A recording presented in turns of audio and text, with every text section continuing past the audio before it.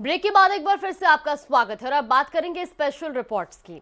एक अफवाह जिसने पाकिस्तान में बवंडर ला दिया। दरअसल पाकिस्तान की राजनीति में अचानक एक अफवाह ने ऐसा बवंडर लाया जिसने सरकार से लेकर सड़क तक हड़कंप मचा दिया।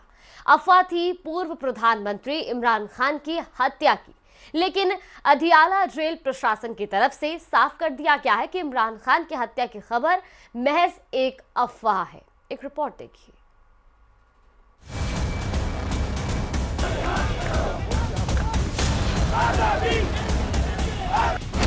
एक अफवाह ने पाकिस्तान में राजनीतिक तूफान ला दिया।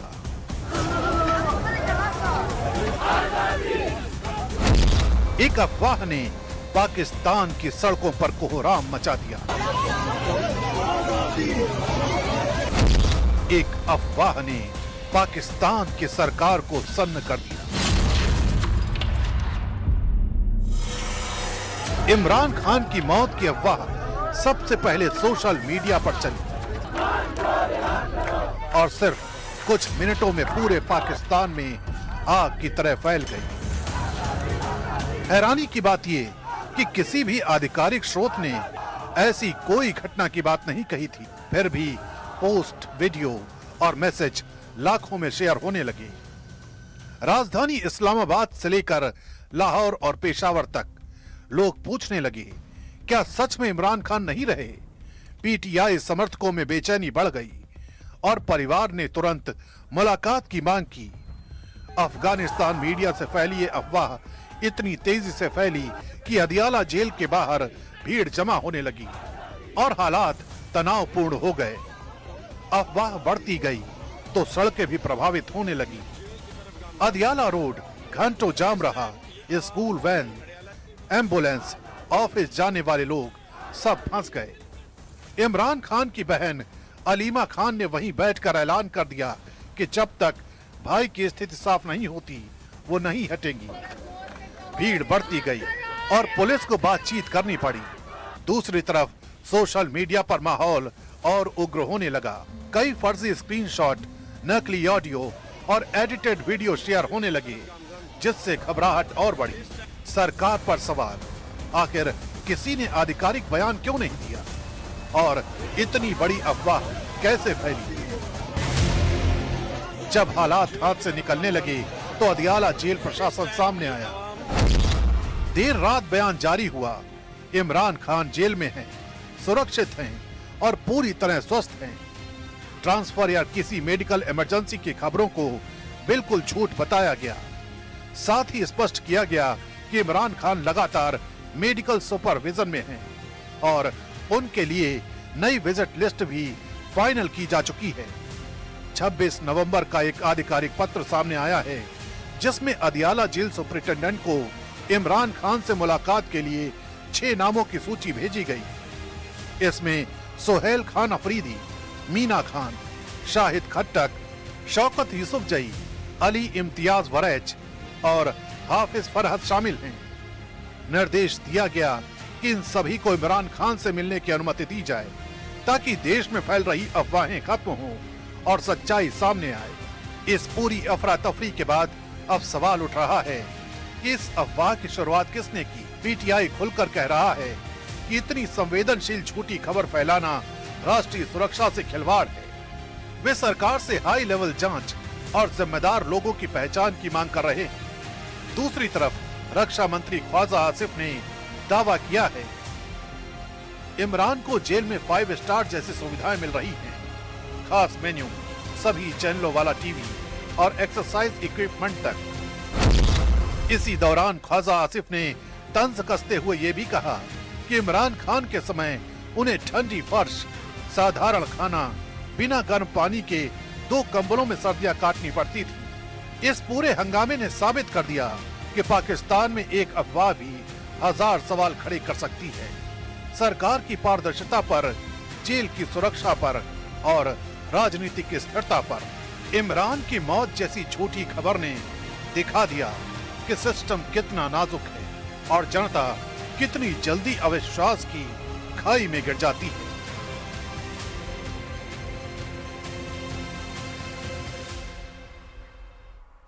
इधर दिल्ली धमाकों की जांच कर रही एनआईए ने बड़ी खबर का पर्दाफाश किया है।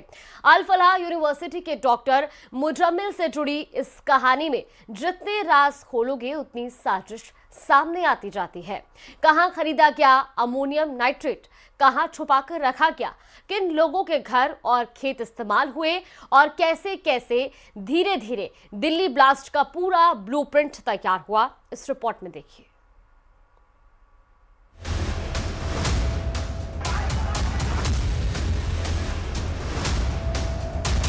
दिल्ली ब्लास्ट की जांच ने जैसे ही रफ्तार पकड़ी, एनआईए की टीम सीधे फरीदाबाद पहुंची और यहां से कहानी बिल्कुल नया मोड़ लेती है। अल फलाह यूनिवर्सिटी का सर्जन डॉक्टर मुजम्मिल, जो बाहर से शांत, शिक्षित और बेहद प्रोफेशनल डॉक्टर दिखता था, वो वास्तव में एक बहुत बड़े आतंकी मॉड्यूल का लॉजिस्टिकल मास्टरमाइंड निकला। एनआईए की जांच में खुलासा हुआ है कि डॉक्टर मुजम्मिल ने अपने विस्फोटक सामग्री को छुपाने के लिए 3 अहम ठिकानों का इस्तेमाल किया। यूनिवर्सिटी के पास खेतों में बना कमरा, फतेहपुर तगा का एक पुराना घर और खोरी जमालपुर में किराए पर लिया गया मकान, यही वो ठिकाने हैं जहां से ब्लास्ट की कहानी शुरू हुई। अब सबसे बड़ा खुलासा सुनिए। करीब 2500 किलो से ज्यादा अमोनियम नाइट्रेट पहले अल फलाह यूनिवर्सिटी के पास खेतों के कमरे में करीब 12 दिन तक छुपा कर रखा गया। यूनिवर्सिटी के पास एक और कोठरी थी जहां पर विस्फोटक रखा गया था। वहां पर 12 दिन तक खेतों में बनी एक कोठरी में विस्फोटक रखा गया था। तो ये 2 और ठिकानों की जानकारी सामने आ रही है। डॉक्टर मुजम्मिल की गिरफ्तारी हो चुकी है। उसकी निशानदेही पर जैसे जैसे जांच आगे बढ़ रही है, नए नए खुलासे सामने आ रहे हैं। एनआईए के मुताबिक चोरी और शक से बचने के लिए इन्हें रातों रात फतेहपुर तगा में इमाम इश्तियाक के पुराने घर में शिफ्ट किया गया। यहीं से दिल्ली धमाके में इस्तेमाल हुए विस्फोटक का मूवमेंट शुरू हुआ। जांच में मुजम्मिल के साथ आने जाने वालों में आतंकी डॉक्टर शाहीन और यूनिवर्सिटी के कुछ स्टाफ के संदिग्ध संपर्क भी सामने आए हैं। एनआईए ने इन सभी बिंदुओं को जोड़कर बड़ी साजिश का ब्लूप्रिंट तैयार किया है। एनआईए की टीम जब मुजम्मिल को लेकर खोरी जमालपुर पहुंची तो पूर्व सरपंच जुम्मा ने मौके पर उसकी पहचान की। यही वो व्यक्ति था जिसने कश्मीरी फल के कारोबार के नाम पर 3 कमरों का मकान आतंकी डॉक्टर मुजम्मिल को किराए पर दिया था। डॉक्टर मुजम्मिल का 1 नहीं 2 नहीं बल्कि 3 ठिकाने थे और जो तीसरा ठिकाना था वो अल फलाह यूनिवर्सिटी से महज 4 किलोमीटर की दूरी पर जमालपुर खोरी गांव में था। मेरे पीछे जो ये घर देख रहे हैं, ये जमालपुर खोरी के पूर्व सरपंच जुम्मा खां का ये मकान है और जो जानकारी मिली है उसके मुताबिक एनआईए सोमवार रात को डॉक्टर मुजम्मिल को यहाँ पर लेकर पहुंची थी उसकी निशानदेही पर, और मुजम्मिल को जैसे ही एनआईए यहाँ पर लेकर पहुंचा, जुम्मा खां ने उसको पहचान लिया। क्या और तफसील निकलकर सामने आ रही है जांच में इस घर को लेकर, डॉक्टर मुजम्मिल को लेकर, वो भी आपको बता दें। दरअसल ये जो घर है ये मुख्य सड़क पर है। यहाँ से धौज और अल फलाह की यूनिवर्सिटी की दूरी करीब 4 किलोमीटर की दूरी पर है। ये जो घर है, अभी अगर आप यहाँ देखेंगे इसमें ताला लगा हुआ है और जो जानकारी जांच में सामने आई है, जो जुम्मा खान ने एनआईए को बताया है, उसके मुताबिक इस घर के निचले फ्लोर पर प्लास्टिक रॉ मटेरियल का काम होता है। अगर आप तस्वीरों में देखेंगे तो नीचे कुछ दुकानें नज़र आपको आ रही हैं और अगर आप इसके ऊपर की तस्वीर देखेंगे तो वहाँ पर एक रिहायशी इमारत नज़र आ रही है। और जो जांच में सामने आया है उसके मुताबिक अप्रैल से जुलाई महीने में 3 महीने के लिए डॉक्टर मुजम्मिल ने 3 बेडरूम और किचन का एक जो घर था वो किराए पर लिया था और ये कहा था कि वो यहाँ पर फल का व्यापार करेगा। और आपको बता दें कि बाद में डॉक्टर मुजम्मिल ने 3 महीने बाद इसको ये कहकर खाली कर दिया कि यहाँ पर गर्मी बहुत ज़्यादा है। एक और बात जो जानकारी मिल रही है सूत्रों के मुताबिक, एक महिला यहाँ पर आती थी, वो महिला दरअसल डॉक्टर शाहीन सईद थी। जांच में सामने आया है कि यह मकान, खेतों का कमरा और फतेहपुर तगा का घर तीनों एक ही चेन का हिस्सा थे, एक ही मकसद के लिए इस्तेमाल हुए, यानी धमाके की तैयारी के लिए। तो ऐसे में डॉक्टर मुजम्मिल के जो ठिकाने हैं लगातार उनकी जानकारी बढ़ती जा रही है। इससे पहले हमने देखा था कि अल-फलाह से 500 मीटर की दूरी पर एक किराए पर कमरा लिया था, जहां पहले 350 किलो विस्फोटक बरामद हुआ। उसके बाद फतेहपुर तगा में एक घर से 2500 किलो से ज़्यादा विस्फोटक बरामद हुआ। और अब जब जांच आगे बढ़ रही है तो ये घर सामने आया है। यहाँ पर जुम्मा खां का ये जो घर है इसको किराए पर लिया था। बताया जा रहा है कि जो जुम्मा खां की जानकारी डॉक्टर मुजम्मिल से हुई थी, दरअसल जुम्मा खां के भतीजे को कैंसर था और जुलाई महीने में उसकी मौत हो गई थी। इसी सिलसिले में अल-फलाह में वो इलाज के लिए गया था, जहां वो डॉक्टर मुजम्मिल से मिला और फिर बाद में उमरुन नबी, जिसने आतंकी हमला वहां पर लाल किले पर किया था, उससे भी उसकी मुलाकात हुई थी। आतंकी मुजम्मिल अभी एनआईए की गिरफ्त में है। कई और ठिकानों और खरीदारों का खुलासा बाकी है। दिल्ली ब्लास्ट की साजिश अब साफ हो चुकी है, लेकिन नेटवर्क कितना बड़ा है यह आने वाली जांच बताएगी। एसआईआर की प्रक्रिया के बीच बूथ लेवल ऑफिसर यानी कि बीएलओ का मुद्दा गर्माता जा रहा है। कहीं बीएलओ की मौत और कहीं हार्ट अटैक की घटनाओं को विपक्ष एसआईआर के खिलाफ हथियार के तौर पर इस्तेमाल करने में जुट गया है। आपको एक रिपोर्ट दिखाते हैं।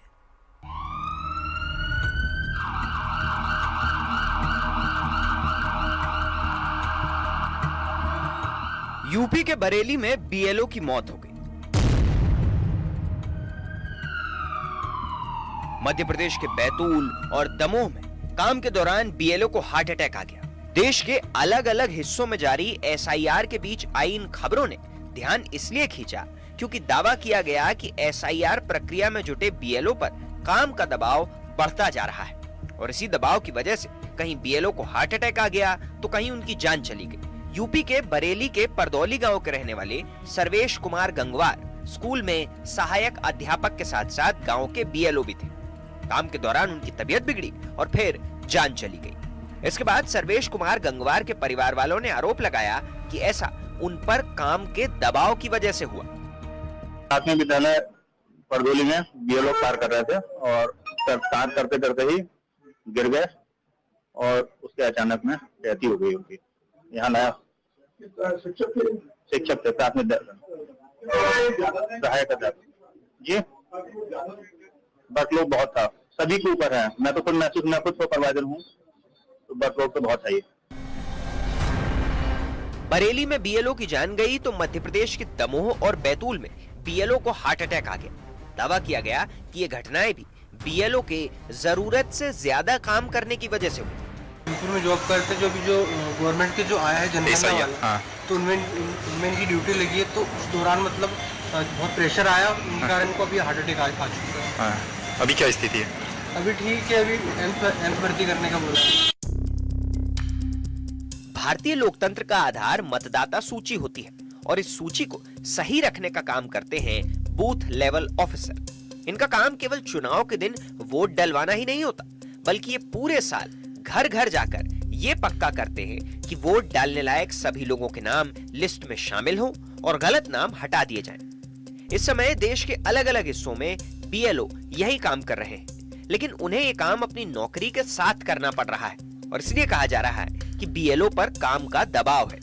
एसआईआर का विरोध करने वाली पार्टियां तो ये मुद्दा जोर शोर से उठा रही हैं। ममता बनर्जी ने तो खुलकर आरोप लगाया कि देश भर में बीएलओ पर दबाव बनाया जा रहा है, इसलिए उनकी मौतें हो रही हैं। बारे में हम कुछ नहीं बोल सकते हैं। परिवार ने जो बता दिया हमारे पास पूरा रिकॉर्ड है। एफआईआर जो हुआ है हमारे पास पूरा रिकॉर्ड है। हर केस में हमारे पास पूरा रिकॉर्ड है।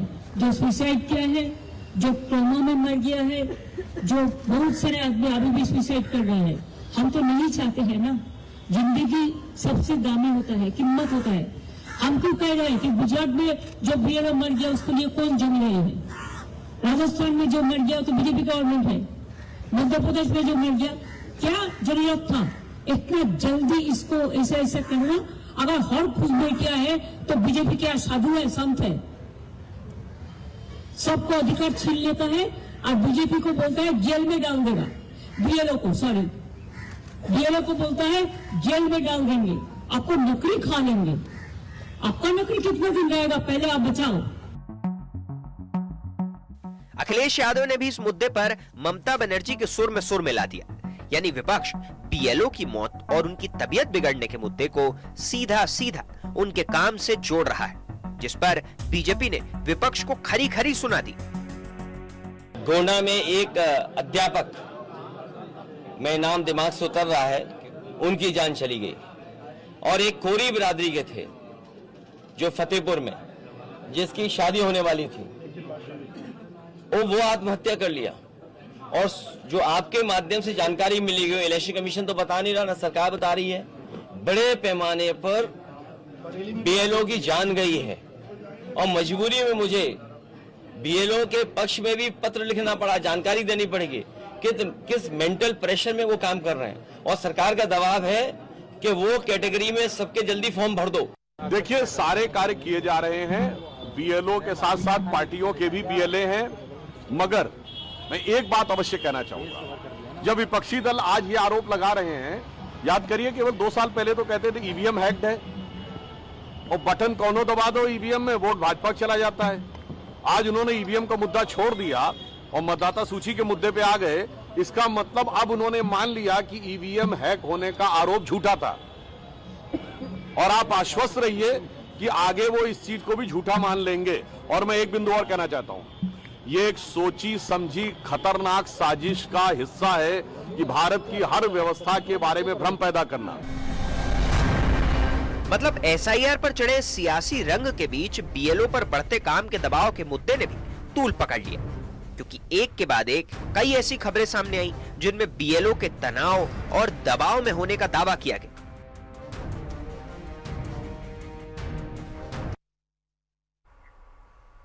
हांगकांग में भीषण आग ने भारी तबाही मचा दी। एक एक करके 7 इमारतें आग की चपेट में आ गई। 50 से ज्यादा लोगों की मौत हो गई, तो वहीं आंकड़ा लगातार बढ़ता जा रहा है। ये रिपोर्ट देखिए।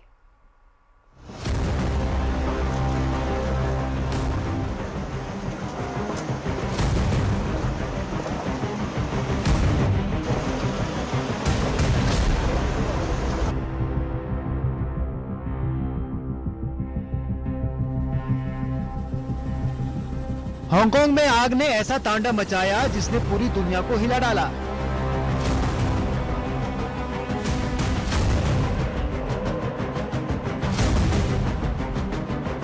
बेहद ही भयानक मंजर। हांगकांग की वांग फू कोर्ट काउंसलिंग कॉम्प्लेक्स में आग ने एक एक करके कई इमारतों को अपनी चपेट में ले लिया।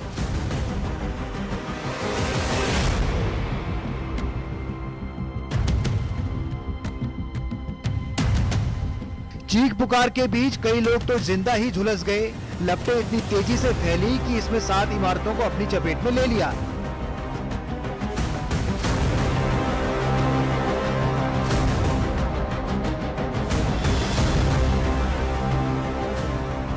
कई घंटों की कोशिशों के बावजूद भी आग पर काबू नहीं पाया जा सका।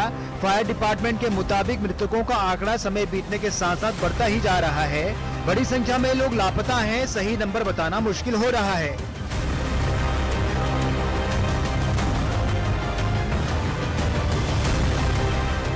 आग लगने की खबर के बाद स्थानीय प्रशासन राहत बचाव टीम के साथ पहुंचा, लेकिन जब सामने का मंजर देखा तो कोशिशें भी कम पड़ गई। जान गंवाने वालों में फायर फाइटर भी बताया जा रहा है। घायल लोगों को अस्पताल में भर्ती कराया गया है। कई लोगों की हालत नाजुक बनी हुई है। वहीं 900 से ज्यादा लोगों को अस्थायी राहत केंद्रों में रखा गया है।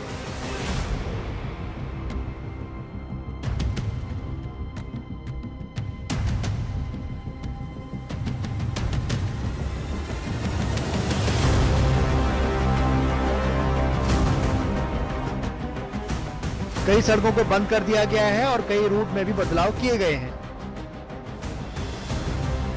पुलिस ने 3 लोगों को गैर इरादतन हत्या के आरोप में गिरफ्तार किया है। एक 32 मंजिला टावर की बाहरी मचान से शुरू हुई आग तेज हवाओं के चलते दूसरी इमारतों तक फैलती चली गई। फिलहाल हादसे की वजह जानने के लिए भी जांच शुरू हो चुकी है।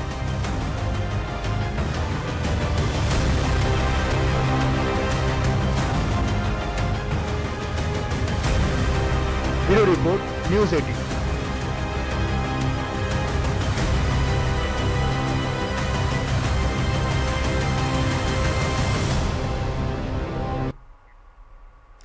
केंद्रीय मंत्री जितेंद्र सिंह के आईआईटी बॉम्बे कहने पर भारी विवाद खड़ा हो गया है।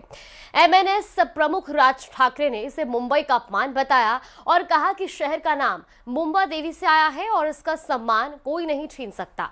इसी बीच अब मुख्यमंत्री देवेंद्र फडणवीस ने घोषणा की है कि वो आईआईटी बॉम्बे का नाम बदलकर आईआईटी मुंबई करने की आधिकारिक मांग करेंगे।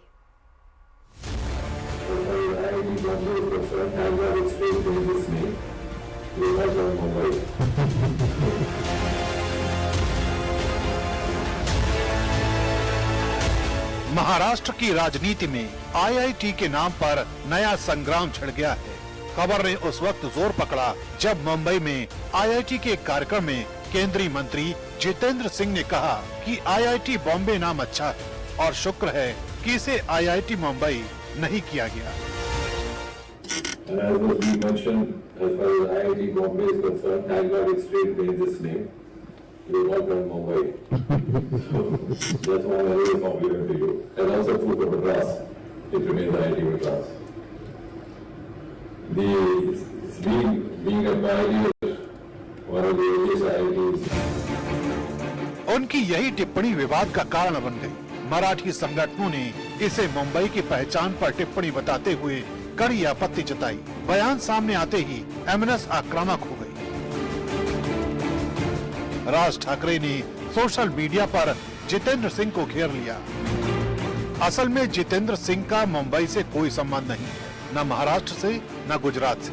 वे जम्मू से आते हैं, पर अपने शीर्ष नेतृत्व के मन की बात पहचान कर वैसा ही बोलकर वाहवाही लूटना ही उनका उद्देश्य लग रहा है।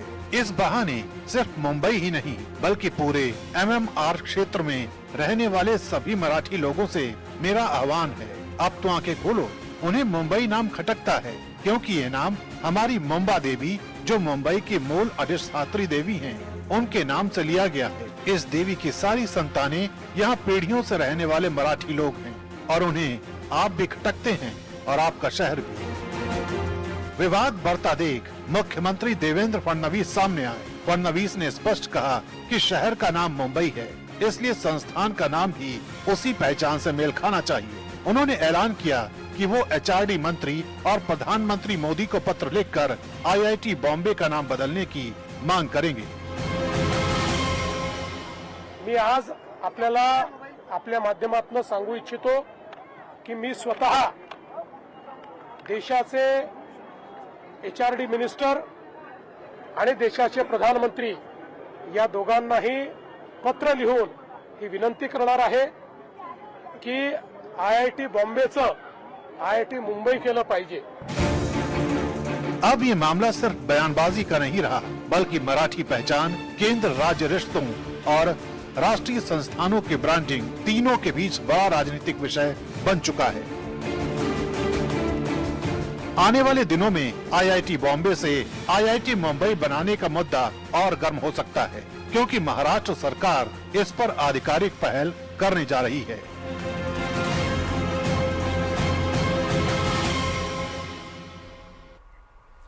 तो पिछले 24 घंटे में रूस के तूफानी हमलों ने यूक्रेन को हिलाकर रख दिया है।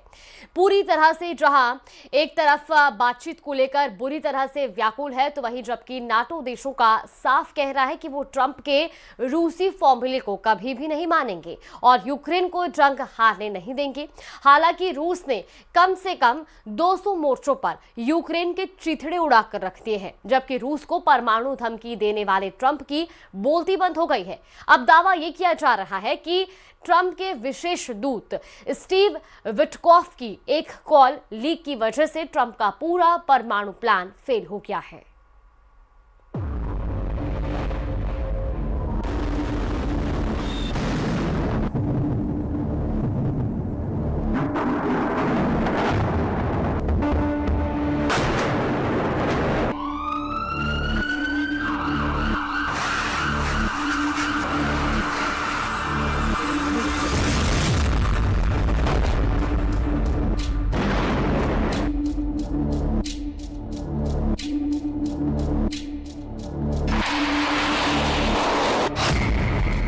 मोर्चों पर खूनी जंग, पुतिन ने पलटी बाजी।